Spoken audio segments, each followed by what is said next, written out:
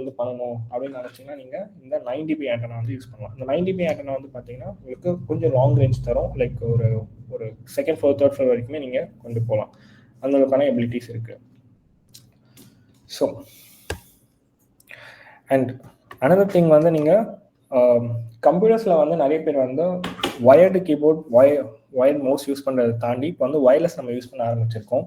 So இந்த wired and wireless use பண்ணுறப்போ சில இஷ்யூஸ் வந்து அங்கேயுமே அக்கர் ஆகுது. Because people are buying cheaper wireless and devices like for keyboard and mouse. இந்த மாதிரி நம்ம சீப்பராக வாங்குறப்போ செக்யூரிட்டிக்கு வந்து ஒரு கொஸ்டின் மார்க் வருது. என்னன்னா நீங்கள் ஒரு அன்என்கிரிப்டட் வயர்லெஸ் ப்ரோட்டோகாலில் ஒர்க் ஆகிற ஒரு கீபோர்டு வந்து வாங்கினீங்க, விச் இஸ் 2.4 GHz ஒர்க் ஆகிற ஒரு டிவைஸ். NRF L201 சொல்லிட்டு ஒரு சிப்செட் வச்சு தான் இதை இம்ப்ளிமெண்ட் பண்ணுவாங்க.